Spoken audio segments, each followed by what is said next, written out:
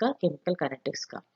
क्योंकि हमने देखा है कि जो अभिक्रिया का वेग और जो है कोई भी अभिक्रिया है उसका और डिफरेंट जो फैक्टर्स है वो जो अभिक्रिया के वेग को प्रभावित करते हैं उसके बारे में हम उसको पढ़ते हैं। अभिक्रिया वेग को जो है पहले हम अभिक्रिया के वेग के बारे में पढ़ेंगे, उसके बाद हम देखते हैं कि डिफरेंट फैक्टर्स जो कि रेट ऑफ रिएक्शन को अफेक्ट करते हैं। और ये जो है केमिकल काइनेटिक्स, इसके अंतर्गत जो मैकेनिज्म होता है, क्रियाविधि होती है कि किस प्रकार अभिक्रिया का वेग अभिक्रिया को प्रभावित करता है, उसके मैकेनिज्म से भी ये केमिकल जो काइनेटिक्स उसके मैकेनिज्म के बारे में बताता है। तीसरा, ये जो है केमिकल काइनेटिक्स है, ये जो रिएक्शन के बीच में जो इंटरमीडिएट्स बनते हैं, जो मध्यवर्ती जो अपने उत्पाद बनते हैं, उसके बारे में भी ये हमें इंफॉर्मेशन देता है कि मैकेनिज्म के आधार पर हम ये बता सकते हैं कि कितने इसके बीच में इंटरमीडिएट प्रोडक्ट्स बन रहे हैं। और उसके जो आइसोटोप्स हैं, आइसोटोपिक एक्सचेंज स्टडीज के बारे में भी केमिकल काइनेटिक्स हमें बताती है। इसलिए केमिकल काइनेटिक्स का काफ़ी रिएक्शंस में इसका स्कोप रहता है। अब हम बात रेट ऑफ रिएक्शन की। जैसे मैंने बताया सबसे पहले कि केमिकल काइनेटिक्स क्या है। केमिकल काइनेटिक्स मैंने बताया कि अभी वो ब्रांच ऑफ केमिस्ट्री जो कि रेट ऑफ रिएक्शन पर डिपेंड करती है। What is the rate of reaction? Rate of reaction को हम समझने के लिए हम ग्राफ प्लॉट करते हैं कि इस तरह समझा सकते हैं कि कंसंट्रेशन और अगर हम टाइम के बीच या सांद्रता या समय के बीच अगर हम ग्राफ प्लॉट करें तो हम देखते हैं कि अभिक्रिया का वेग लगातार कम होता है। तो इस तरह से हम इसको अभिक्रिया के वेग को डिफाइन कर सकते हैं कि the change in the concentration of the reactant और product in per unit time. प्रति इकाई समय में किसी भी अभिक्रिया के वेग का जो सांद्रता में परिवर्तन है, अभिकारक या उत्पाद की सांद्रता में परिवर्तन को हम अभिक्रिया का वेग कहते हैं।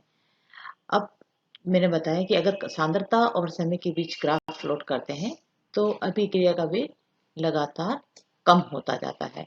तो इस तरह से हम जो रेट ऑफ रिएक्शन अगर अभिकारक के बारे में बताएं, यहाँ हम एक रिएक्शन से बता सकते हैं कि N1A plus N2B convert into the product M1C plus M2D। तो यहाँ हम कह सकते हैं दो रिएक्टेंट हैं A और B और प्रोडक्ट C तथा D में परिवर्तित होते हैं। तो जो रेट ऑफ रिएक्शन है A के लिए, क्योंकि A की हमने देखा टाइम के साथ रिएक्टेंट A और B अभिकारक की सांद्रता समय के साथ लगातार कम होती है। तो rate of disappearance of A is given by minus concentration of A upon dt, where D indicates the small change in the concentration of the reactant A and dt is the small change in the time। यानी जो समय के साथ reactant की सांद्रता में कमी को क्या बताते हैं, अभिक्रिया का वेग कहते हैं। ये negative sign indicates the decrease in the concentration of the reactant A। इसी तरह से हम rate of disappearance of B को दिखा सकते हैं minus DCB upon DT। It means यहाँ जो रिएक्टेंट सेकेंड है, अभिकारक B है, उसकी सांद्रता समय के साथ लगातार कम हो रही है। एंड या हम इसको अभिक्रिया को वेग को इस तरह से समझा सकते हैं कि increase in the concentration of product C। Product C की सांद्रता समय के साथ लगातार बढ़ रही है, तो plus DCC upon DT। Here positive sign indicates the concentration of the product are increase। ये प्रोडक्ट जो उत्पाद है उसकी सांद्रता लगातार बढ़ रही है। इसी तरह से जो दूसरा प्रोडक्ट है, जो डी प्रोडक्ट है, उसकी भी सांद्रता इस तरह से हम दिखा सकते हैं कि rate of formation of D equal two plus DCD upon DT। तो इस तरह से हम अभिक्रिया के वेग को इसको बता सकते हैं, डिफाइन कर सकते हैं, या हम जनरल इसको फिनोमेना दे सकते हैं कि the rate what is the rate of reaction. The rate of reaction is change in the concentration of either reactant और product in per unit time. प्रति इकाई समय में किसी भी अभिकारक या उत्पाद की सांद्रता में परिवर्तन को अभिक्रिया का वेग कहा जाता है। या हम इस तरह से डिफाइन कर सकते हैं कि प्रति इकाई समय में अभिकारक की सांद्रता में कमी को अभिक्रिया का वेग कहते हैं। Either the increase in the concentration of product in per unit time, प्रति इकाई समय में उत्पाद की सांद्रता में वृद्धि को भी अभिक्रिया का वेग कहते हैं। अब हम इस अभिक्रिया किसी भी जो अभिक्रिया है, मैंने जैसे आपको एग्जांपल दिया है A plus B gives product C plus D, तो इस ऐसी अभिक्रिया को हम अभिक्रिया का वेग इस तरह से लिख सकते हैं कि A के N1 मॉलिक्यूल है, B के N2 मॉलिक्यूल है और C के M1 प्रोडक्ट के जो है C के M1 बन रहे हैं और D प्रोडक्ट के M2 मॉलिक्यूल्स हैं। तो अभिक्रिया का वेग होगा, इसको इस तरह से हम प्रदर्शित कर सकते हैं -1/N1 dCA/dt और -1/N2 dCB/dt। जैसे मैंने आपको यहाँ बताया है, आप हमेशा जब रिएक्टेंट के रेस्पेक्ट में अभिक्रिया के वेग को प्रदर्शित करेंगे तो नेगेटिव साइन आएगा। नेगेटिव साइन क्या बता रहा है? अभिकारक की सांद्रता में कमी को बता रहा है। इसी तरह से जैसे प्रोडक्ट का है, प्रोडक्ट की सांद्रता को हम लिखेंगे +1/m1 dCC/dt and +1/m2 dCD/dt। Product की सांद्रता को हम हमेशा पॉजिटिव यानी प्लस के रूप में हम इसको प्रदर्शित करेंगे और positive sign indicates the increase in the concentration of the product in per unit time. ये ग्राफ जो आपको दिख रहा है यहाँ ये स्लाइड में, ये हमने केवल रिटेन कंसंट्रेशन को शो किया है। अगर प्रोडक्ट की सांद्रता होगी तो हमेशा उसका बढ़ता हुआ ग्राफ होगा। टाइम के साथ, समय के साथ प्रोडक्ट की सांद्रता क्या होगी? बढ़ती रहती है।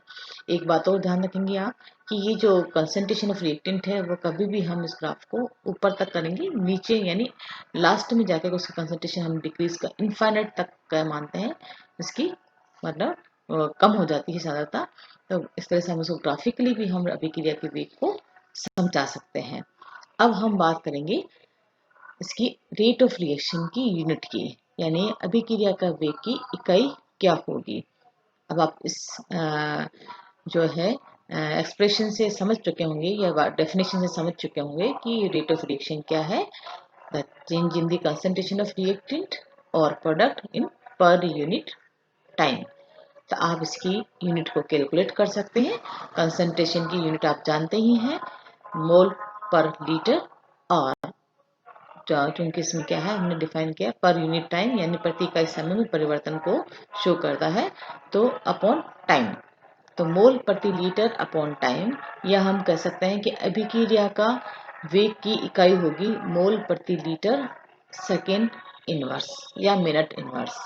ठीक है, तो इस तरह से हम इसको रेट ऑफ रिएक्शन की इकाई को बता सकते हैं।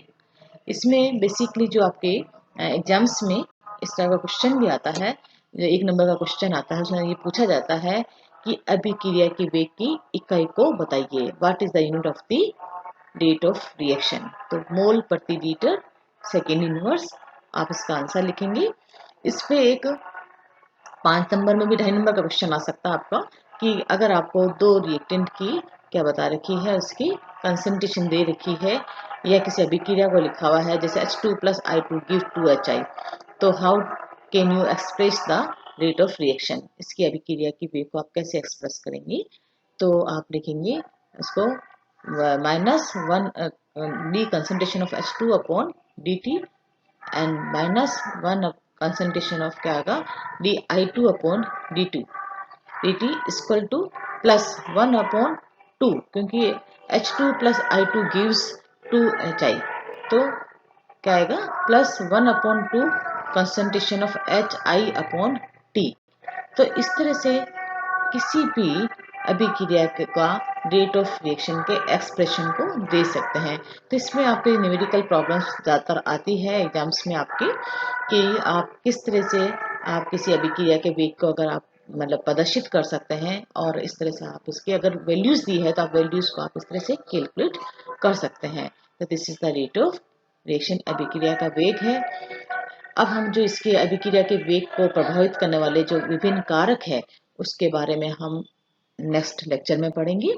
इससे पहले मैं आप फर्स्ट ईयर के स्टूडेंट्स, डियर स्टूडेंट्स, मैं आपसे एक बात करना चाहूँगी आनंदम प्रोजेक्ट के बारे में। आनंदम प्रोजेक्ट को लेके आप बच्चों में कई सारी कन्फ्यूजन्स हैं, क्योंकि आप लोग कॉलेज नहीं आ पा रहे हैं। कोविड-19 की वजह से। तो आप जो कन्फ्यूजन है वो टेलीफ़ोनिकली कुछ बच्चे ही बात कर सकते हैं या कर पाते हैं। तो आप सब बच्चों से मतलब है आग्रह है कि आप सभी जो ग्रुप में हैं, उस ग्रुप में सभी जो बच्चों के लिए सभी इन्फॉर्मेशंस शेयर की गई है आनंदम में कि किस तरह से आपको प्रोजेक्ट बनाना है और किस तरह से आपको डायरी मेंटेन करनी है। आपको 8 बच्चों के बीच में एक ग्रुप बना के एक प्रोजेक्ट को तैयार करना है। जैसे कि मैंने देखा है कुछ बच्चों का फ़ोन आने पे कि उन्होंने जो बनाया है प्रोजेक्ट या उन्होंने टॉपिक सेलेक्ट किया है, फॉर एग्ज़ाम्पल सेव एनवायरनमेंट या क्लीन एनवायरनमेंट। तो इस तरह से आप एक प्रोजेक्ट का टॉपिक लेके कि किस तरह से आप अपना एनवायरनमेंट को क्लीन रखेंगे या सेव कर पाएँगे। अगर क्लीन होगा एनवायरनमेंट तो डेफ़िनेटली सेव होगा।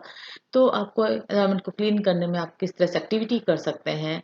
तो आप डे टू डे लाइफ़ में कि किस आप घर के बाहर अपनी सफाई रखें या कचरे को जो है गीला कचरा और जो है सूखा कचरा आप अलग करके किस तरह से आप एनवायरनमेंट को अपने सेव कर सकते हैं और गीले कचरे से आप किस तरह से एक खाद बना के मैन्योर बना के उसको यूज़ कर सकते हैं। तो ये आप इस तरह प्रोजेक्ट बना सकते हैं और दूसरी बात हर बच्चे को डायरी मेंटेन करनी है कि आज आपने पूरे दिन में क्या अच्छा काम किया है, उसकी आप डायरी मेंटेन करके लिखें।